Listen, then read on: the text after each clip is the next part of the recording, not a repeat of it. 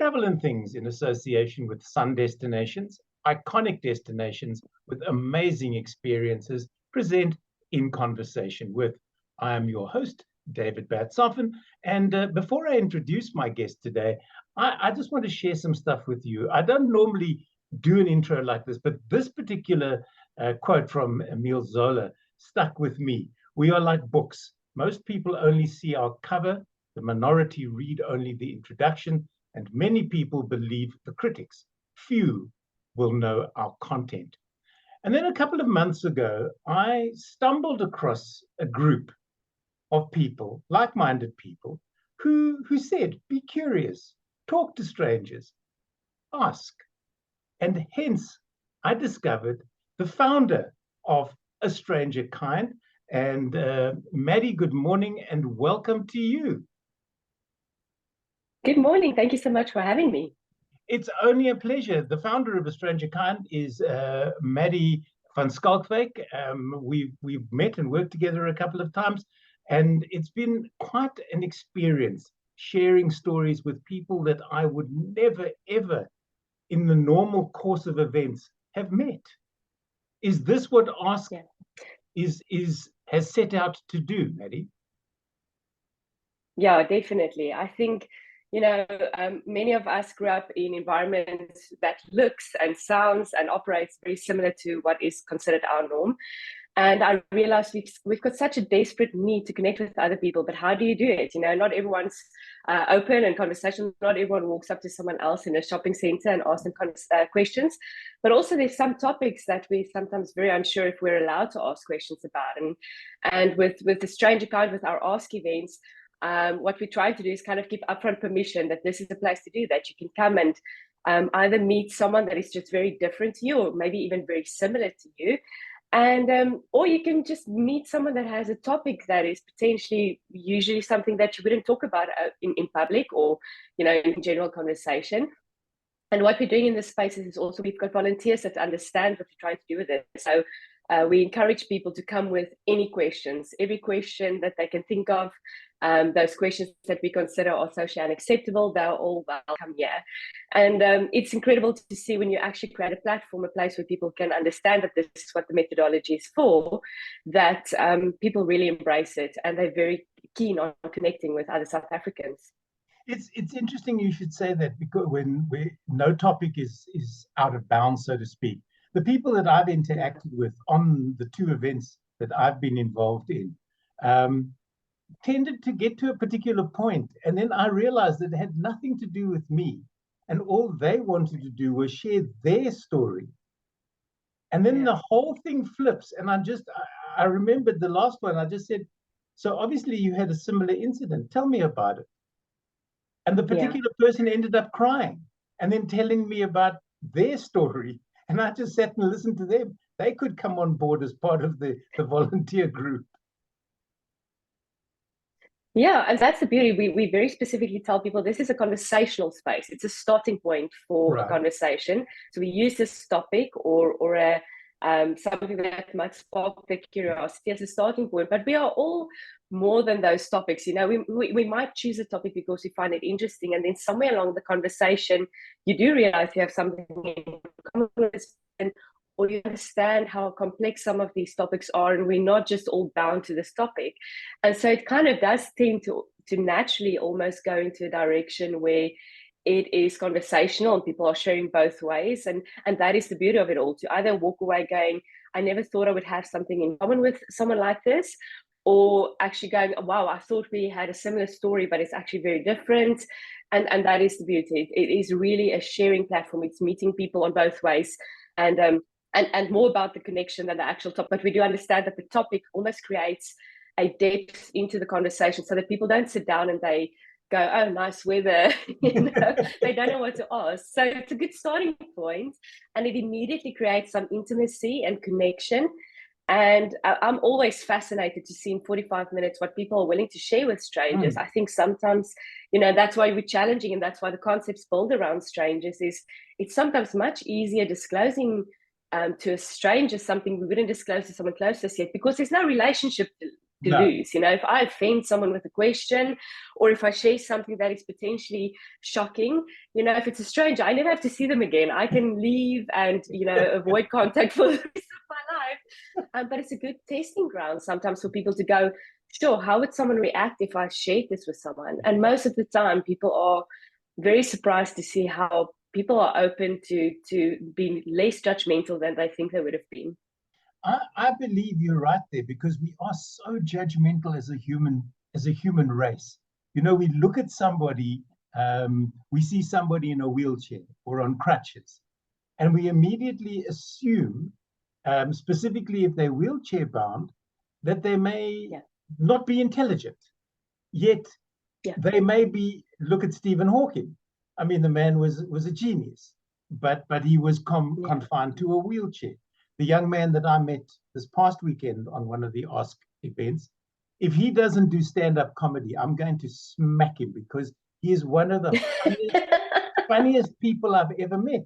And I said to him, if he does comedy, I will be in the front row cheering him on, because he was a breath of fresh air. He really and truly was.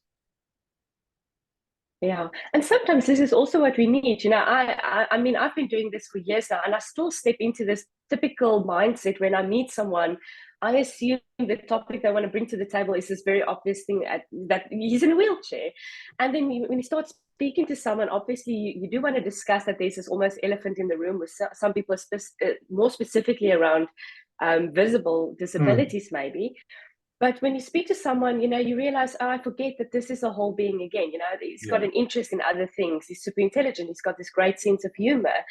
And so maybe this is, again, a starting point for us to go, oh, wow, I've just assumed so many things that I missed out on this great person that is keen on discovering like psychology or doing comedy. And then, walking out of that event, I mean, we had that at a market. And walking around and seeing people in queues, you suddenly start asking yourself, what am I potentially missing about people that I share spaces with on a daily basis? What do I assume of people that I actually know very well? And actually going back home and asking some questions to people that we know, and stop assuming that we know them that well. And so that's the beauty, even if you've been doing this for very long, you forget that, sometimes asking is the important thing. So let me ask you, if you were to have a superpower, what would that superpower be? Sure, that's a that's a good question. Would you like to find a friend?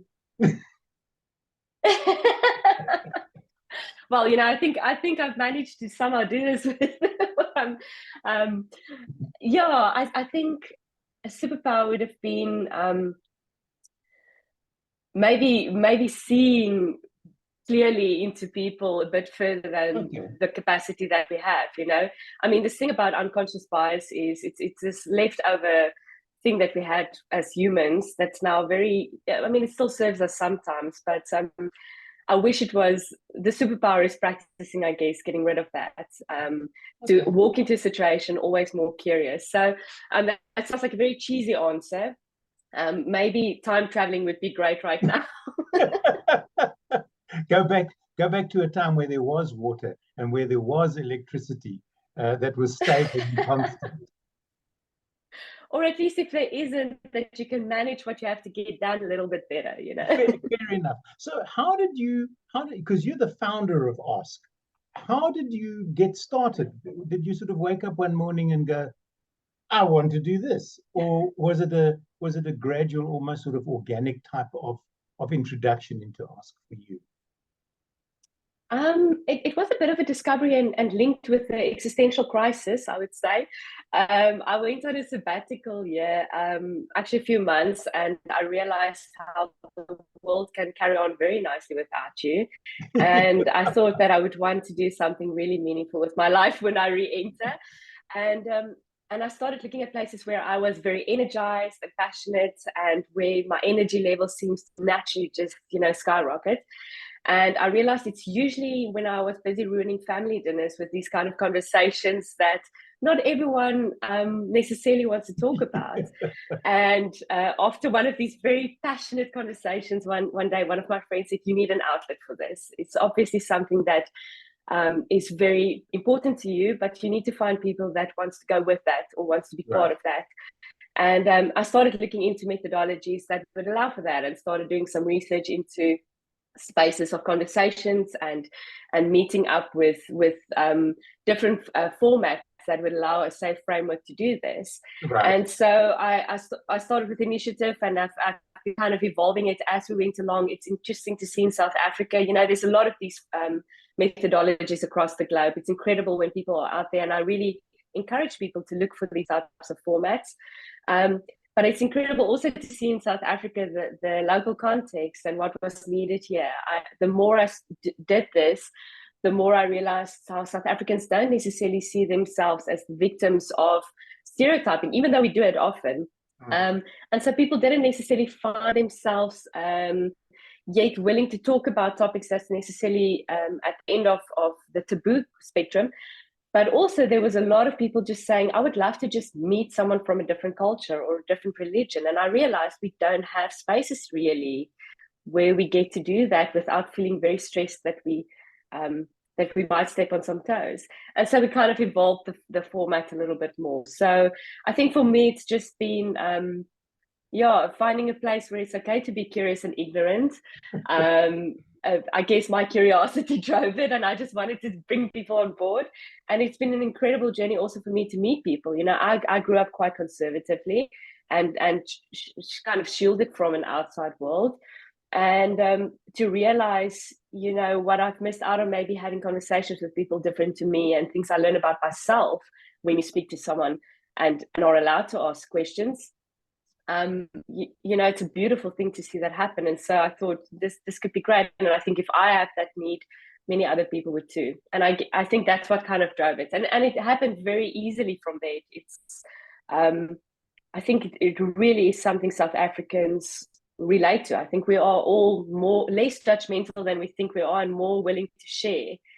And I've met incredible people with resilient stories, and I've met people that always say, I'm not that interesting, and I always tell them they are lying. They just need to give me 5 minutes, and that's pretty much how we ended up here now. How did you find your current group of volunteers? So I started out in Cape Town looking for topics that I found was very relevant about that ended up in conversations, but not having people at the table to talk about it. Right. I reached out to organizations that work with gangsterism. I reached out to organizations working with addiction, or people that are living on the streets. And I kind of got involved with them, explaining what we're trying to do, and said, listen, who's in a good space to be able to, in a healthy space that can talk about this, that can actually come with a lived experience to share the story. You know, we so easily have opinions about these things, but it's so important to get the right people at the table to share how they ended up there. I can be a great ally or an advocate for something, but it's really necessary to have someone with the actual experience to talk about it. So I just reached out to organizations, and then when we hosted the first event, so many people afterwards that attended said, you know, I think I can share something. I think there's something about my life story that other people might learn something from, or just actually thought, you know, this is a great community to belong to. It's a diverse community. It's a community of others. Everyone is accepted by just being themselves. That's what they bring to the table. And it's like a growing family. It's family we choose. So we've got volunteers that started out in end of 2017 that still shows up to all of our events. And it's from there on, it really has just been people finding out about us, people going, oh, I know someone that really should come and share their story here. And then sometimes I just, you know, reach out on social media and say, listen, I really think we need to have something to talk about being a burn survivor, for instance. And then someone would contact me and say, oh, I didn't know people want to know about this. So it's been various formats, but it started off with kind of intentionally looking for topics that maybe I found personally interesting or was ignorant about. But that's always the beauty And like this says, be curious and talk to strangers, ask people. I love talking to strangers. I get into trouble sometimes because I sometimes overstep the social norms. You know, I'll walk into people's spaces. I'll look into baskets in a supermarket and ask. If I see something that's of interest, I'll say, "Why have you only got tennis biscuits and champagne? Tell me the story behind this." You know, and they sort of look at you and they try and sidle away, but you can follow them. That's the beauty. It's a public space. They can't get rid of you. Yeah. Yeah.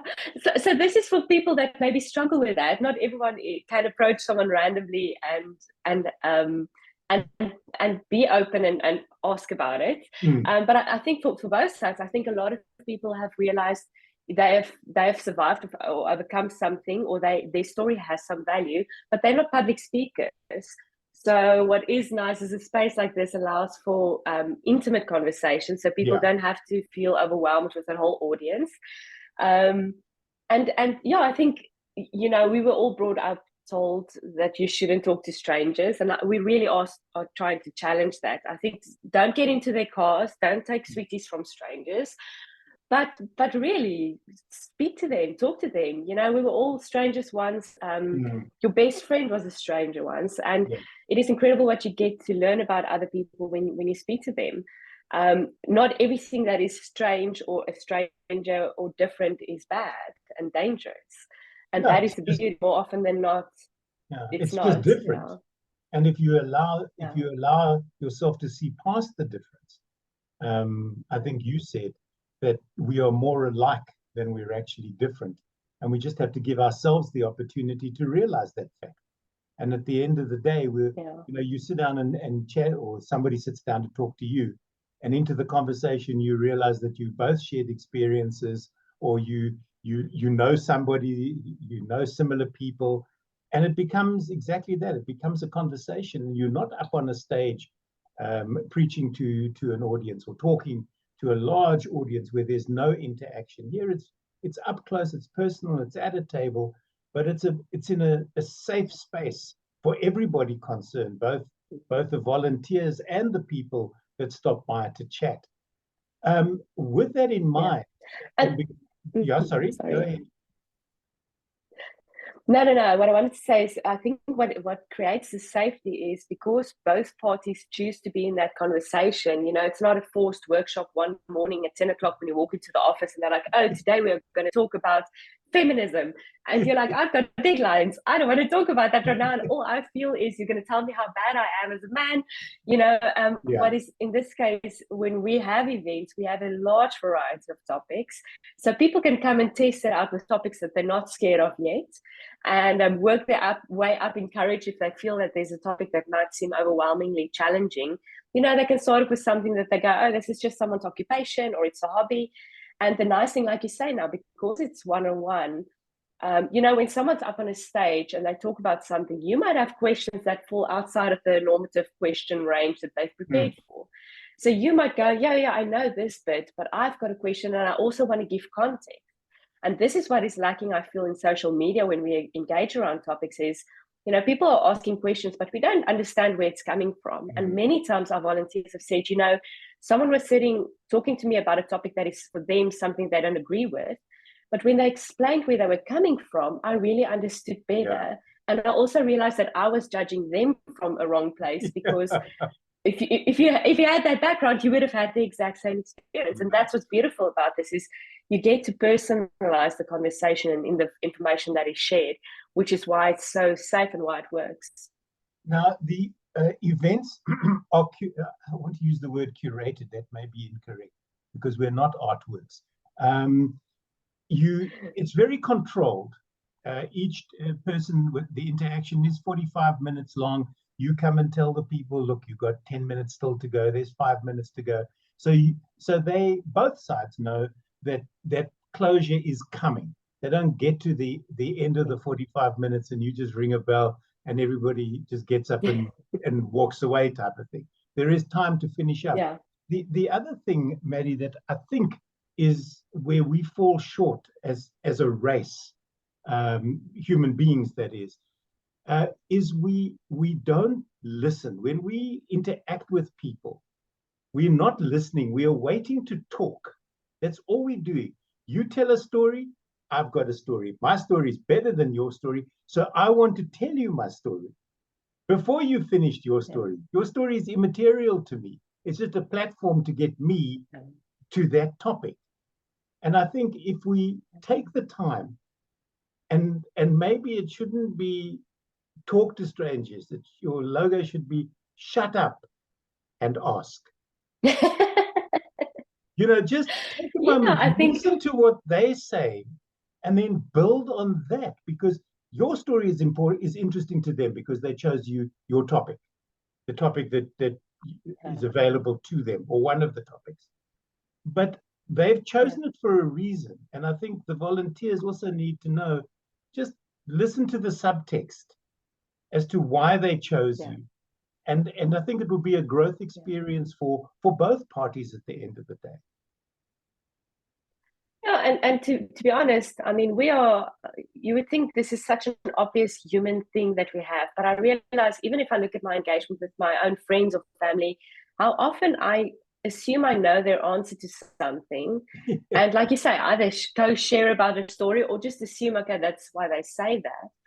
But most of the times when I've had incredible connective, deep, meaningful conversations with friends or family was when I kept on asking questions instead of replying with a kind of add on or adding to it or something, and to kind of discover, oh, that's actually not what they meant, or that's actually not what they thought about that, or why do you believe that, And so this is kind of an exercise that I believe we all need to be trained in, and that's why we understand that at the beginning we are going to have moments where people are just, we've just come out of COVID still, people have a longing for connection. There's so many people out there that are lacking community, that are lonely, they really just want a place to physically actually sit with someone and talk to them.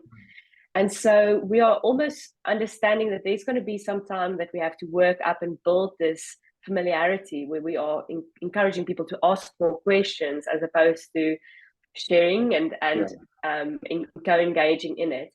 And it's interesting to see, even like I say, I've been working in this field and I catch myself so often not asking enough questions, even with our volunteers that I'm training, and I have to pause and check in with myself and go, oh, I just assumed this is what they were going to say or what they were going to do. And that's the beautiful thing. So it is, hopefully this will be a place where people get to practice it a bit more. Now, the flip side is the people that come to these events, that see a topic, they interact. Have you found that they then coming back to you and going, I really didn't expect that. Now I have a story that I want to share. How do I become involved with Ask? Yeah, so many. I think the majority of our volunteers since the second or third event that I've had was from people actually coming afterwards and either saying, they didn't realize the impact that the space like this could have, because you kind of go, it looks like a very simple format. There's people having conversations. We do that every day. And then you see how the framework almost holds the space and makes it really safe and what can happen. And people walk out there going, but firstly, the authenticity of people's stories and how they share and what they learn through it and how it evolves into its own thing and the backstory and everything. And people are fascinated by it, and they kind of really want to bring something to the table. I think a lot of people go, oh, you know what, I've survived something. It would be incredible owning that story and now making a difference with it. I think a lot of people that, especially some of our traumatic topics, survivors of abuse or, walk out of there and go, I can now own this and actually make a difference in the world to something. And that becomes a very powerful place for people to make a difference as well. And I think that's why people long to join in then. Have you found topics, if people come to you with topics that are just the other side of taboo, where you've gone, look, I'd really like to use you, but I know, or I think I know what the response might be, and therefore not just yet? No, so what we always say is, as long as the topic we're not telling it from now is legal, so someone can't come and say, listen, I think using heroin is fantastic, or beating people up there's a place for it in society. So we won't allow spaces like that. if it's non-harming, and as long as people are in a safe space with that topic, we allow it. What we do make sure is with topics like that might be on the edges of either triggering people or having a very specific response, we as a team hold that space and have a little bit more sensitivity when people use that topic to either make them aware that they might walk into some conversational areas. But usually our little blurb kind of says people get a good idea what they're going to sign up for. And our volunteers are incredible and also kind of gauging the conversation and the comfort level of the person attending the conversation. So, but we also have a counselor on site. So should someone actually walk away being triggered, and we've had one or two places where people didn't necessarily know just exactly how honest our volunteers would be about the story. And where we would afterwards just check in with the person and say, listen, we know this topic can be challenging. If you do need to debrief with someone, we have someone on site. So we do make sure people understand this is not a place for advice or therapy. We can only share if our volunteer has something to say. If someone asks, what should I do in this situation? Our volunteer can only say, what helped me was doing this and this and this, but they can't advise. But some of these topics, I mean, even if you have like it's been difficult to always step back and go, but this is a topic we really do need to talk about. This is something that a lot of people probably struggle with and need to speak about.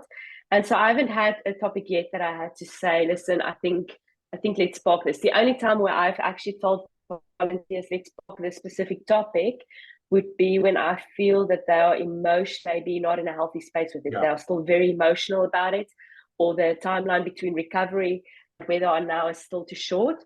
But then what I'll do is we'll choose a topic like their occupation so that they can enter the space, kind of get a feel for it, and when they already move on with the topic like that. We're coming to the end of our chat, and I don't want to run out of time. So can we use what little time we have left to tell people how they can get involved, how they can find you, where events come up, that type of thing?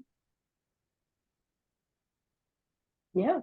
So we've got a website, astrangerkind.com, where you'll get a little bit more information and some of the topics we have.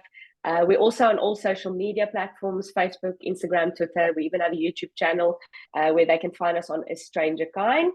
And then they're welcome to just reach out to me via email, which is ask@astrangerkind.com.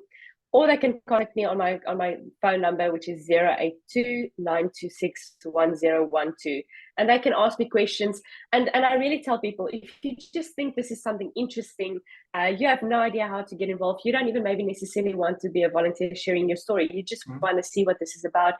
Get in touch with me. Come attend one of our events. We do post all of our events that comes up on our social media, but come check it out. And we always need hands on deck. We need people to help set up banners or greet people at the table. So if you're a very social person and you just want to join in there, you're welcome. But also I tell people they shouldn't be surprised when we start talking, and I encourage them to maybe share one or two of their topics. We are really looking for topics that is representative of everyone. I'm looking for people willing to talk about something that is for them extremely day to day, which is natural hair, or their ethnicity, their religion, literally what they do as a day job or their hobbies, so that people can start with some of these topics as well. And then we've got an incredible range of topics talking about disability, sexual assault, addiction, ex-gangsterism. So literally I encourage people to come and test it out and bring any topics to the table. But if you're not sure, come and be curious and just ask me some questions. Exactly. And no topic is taboo. You'll be amazed at who you'll meet and what you'll hear. You may even bump into people that sitting at one of those tables, and you'll say, I didn't know that you did X or you had Y happen to you. Madi, you do events in both Cape Town and Johannesburg. I know you just had one in Joburg at the Linden Market. That's down and dusted. Have you got more planned for the foreseeable future in both of those cities? Yes. So on 1st July, we'll be in Cape Town at the V&A Waterfront at the Workshop 17 Atrium from 11 to 1.